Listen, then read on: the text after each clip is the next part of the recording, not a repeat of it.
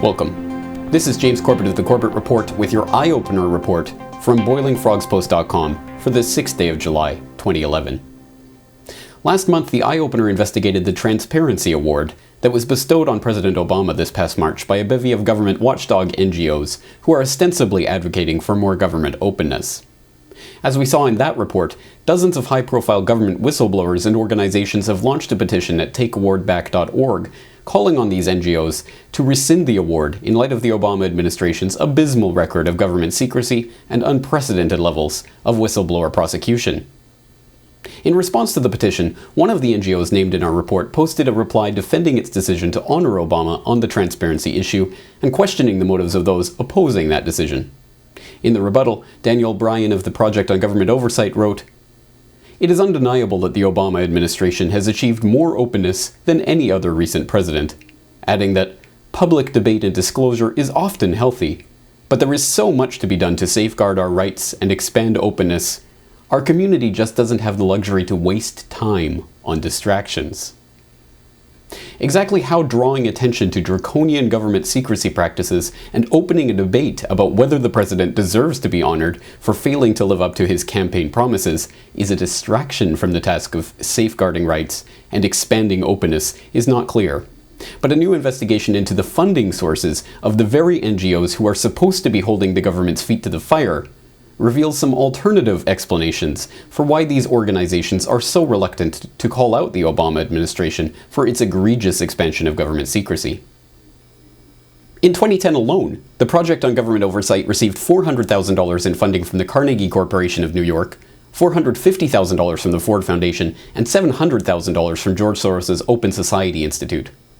Other major contributors to POGO in recent years have included the Plowshares Fund, the Rockefeller Family Fund, and ironically enough for an organization devoted to transparency and openness, 3 anonymous donors. While it is of course impossible to speculate on the conflicts of interest that those anonymous contributions to POGO may be obscuring, the linkages between their on-the-record funders and the very government officials they are supposed to be watching over are readily documentable. The current chairman of the Carnegie Corporation is Thomas Kean, the co-chair of the 9/11 Commission.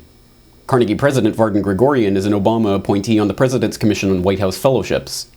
Ford Foundation President Luis Ubiñas was nominated by Obama to serve on the U.S. Advisory Committee on Trade Policy and Negotiation.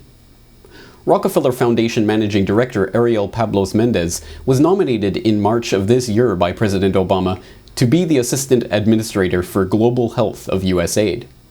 Individual POGO donor Alida Rockefeller Messenger is the sister of Senator Jay Rockefeller, who learned of Bush's illegal warrantless wiretapping program in 2003 and yet did not tell the public about it until 4 days after the New York Times published an article revealing the program's existence.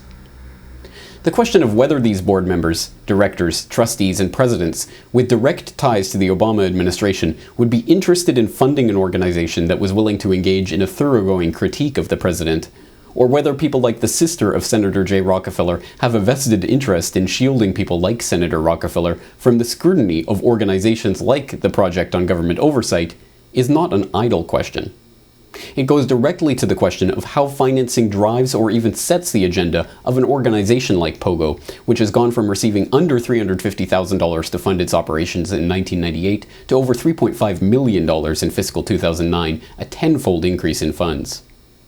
Earlier this week, I had the chance to talk to Julia Davis, a Customs and Border Protection whistleblower who's been investigating the links between government watchdog organizations like POGO and the foundations that are funding them. At first, my attention peaked on the Project on Government Oversight and their sister agency, Government Accountability Project, when the Whistleblower Protection Enhancement Bill was pending in Senate. Because after I read the bill, I saw that it was full of poison pills that would hurt whistleblowers more than help them. And it is at that point that I started writing about those agencies in particular, because it seemed to me that they are on the wrong track and not as concerned about the rights of whistleblowers as they should be, and instead of that, more concentrating on appearances and getting something passed versus getting meaningful legislation passed. But after that, I started looking into the background of Pogo. And also, what really brought this to a hit was when they gave a transparency award to President Obama. I think that came as a shock to everyone, because this is the administration that has prosecuted more whistleblowers than any other American presidency had ever attempted to do. And it's not over. We haven't seen the rest of it yet. I'm sure that more is yet to come. And during all of this, when they were speaking out against the prosecutions of Thomas Drake and other ongoing prosecutions, for them to give this transparency award was a real red flag. But looking into Pogo and who gives them funding, the Rockefellers, the Carnegie Group, and several other organizations, as well as some anonymous donors that I would really be curious to find out who they are. But the organizations that we already know are supporting Pogo are very active Obama supporters. And to me, it's apparent that they're trying to please these foundations to make sure that they continue to receive this multi-million dollar grants and funding versus representing the interests of whistleblowers. The suggestion that the major foundations are in fact using their grants for political influence and not for altruistic philanthropy is in fact a charge that has been confirmed by various congressional committees. At the turn of the 20th century, various 19th century American robber barons, including John D. Rockefeller and Andrew Carnegie, were beginning to endow charitable foundations as tax shelters for their incalculable fortunes and to use that wealth to influence the political climate by covert means. In 1912, the Congressional Commission on Industrial Relations, better known as the Walsh Commission after its chairman Frank P. Walsh, heard testimony from such witnesses as future Supreme Court Justice Louis Brandeis that these foundations were inconsistent with democracy and represented a new and possibly uncontrollable form of political power. The Commission recommended that the foundations be regulated and chartered by Congress. In 1953, Congress commissioned the Reece Committee to look into the political influence of the tax-exempt foundations.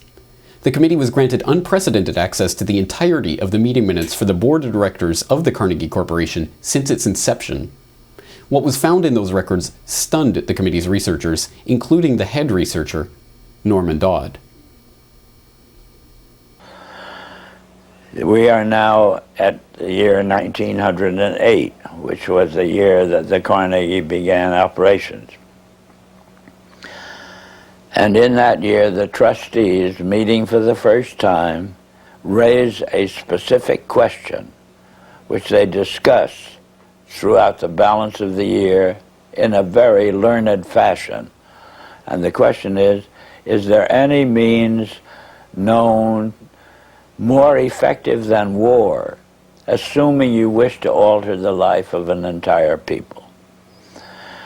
And they conclude that no more effective means than war to that end is known to humanity. So then in 1909 they raised the second question and discussed it, namely, how do we involve the United States in a war? Then finally, they answer that question as follows: we must control the State Department. And then that very naturally raises the question of how do we do that? And they answer it by saying we must take over it and control the diplomatic machinery of this country. And finally, they resolve to aim at that as an objective. Last week, Andrew Gavin Marshall, a research associate at the Center for Research on Globalization, appeared on the Corbett Report to discuss the history of the political influence of the tax-exempt foundations. But these foundations were essentially created as engines of social engineering. And their main focus initially, actually the Rockefeller Foundation was created in the midst of a huge scandal for the Rockefellers. There was a mining strike in Colorado, and the Rockefellers paid the National Guard to go in and crush it, and this was referred to as the Ludlow Massacre, in which several women and even children were killed. This created a huge essentially public relations fiasco for the Rockefellers. So the Rockefeller Foundation emerged at this time to sort of counteract that on the part of the foundation, while the company, the Rockefeller Standard Oil mining interests, they countered it with the emergence of public relations. The Rockefeller Foundation itself countered it with the construction of ideology. Now, this is where the foundations really come into play. Their purpose is essentially to create consent to the hegemony of the ruling class, whether it's an empire like America or whether it's an oligarchy like the Rockefellers, Morgans, etc., or both. The aim is to create consent to the hegemonic powers. In one way that hegemony is ordered is through coercion. This is the obvious mechanism of the state, police, military, etc. However, consent is a little more insidious and creates a more lasting power structure. In this sense, these foundations were created to engineer ideology, both on the part of elites and on the part of academics and the rest of society, but they also steer social movements. So a lot of what they've been doing since their beginning is to control social movements and to steer them in directions that are safe for elites. The foundations initially were very much involved in eugenics and promoting this as an elite ideology. They further strengthened and organized elite ideology through the creation of think tanks. The Rockefeller Foundation and Carnegie Corporation were central in the creation of the Council on Foreign Relations, the Foreign Policy Association, the Brookings Institution, the Carnegie Endowment for International Peace, the Bilderberg Group, and the Trilateral Commission, just to name a few of the big ones. These think tanks bring together elites from all realms of society, organize them to create a consensus among elites in terms of policy issues. They also form the sort of globalist or international ideas that have sprouted out from these types of think tanks. Further, the foundations, Rockefeller Foundation and Carnegie Corporation, in the 1920s, in 1924, they established the Social Science Research Council. This is a sort of a front organization through which they would pass money to various universities, creating and essentially molding the disciplines of political science, economics, sociology, and many other fields of study. In this sense, they shaped the academic discipline itself. And so the people who study political science, people who study economics, the people who study sociology, they go through programs that are largely engineered by these major foundations in order to produce people who are able to properly manage the society that these foundations are pivotal in engineering. Given this documented history of political, academic, economic, and societal subversion by the directors of these corporate foundations, how can one not look skeptically on supposed government watchdog groups that are funded by these very same organizations? What better way would there be to make sure that favored political appointees, including ones that have been supported financially and otherwise by the foundations, avoid proper scrutiny than by funding the groups that are supposed to be scrutinizing them? Surely it is not beyond the pale to ask about the connection between an organization's purse strings and its actions, especially when that organization is devoted to openness and transparency. What influence do corporate foundation donors have over the organizations they are propping up? When confronted on the issue of Pogo's recent surge in funding and whether that surge in funds was related to the Obama Transparency Award, Pogo blog editor Brian Rahija responded by stating, "Pogo's funders don't set our agenda. They didn't with the recent White House meeting, nor have they ever," before adding that these well-connected foundations fund us because of our agenda. This video is part of a new weekly video news series. Future editions of this series will be available to subscribers of BoilingFrogsPost.com. For more news and commentary from James Corbett, please visit CorbettReport.com.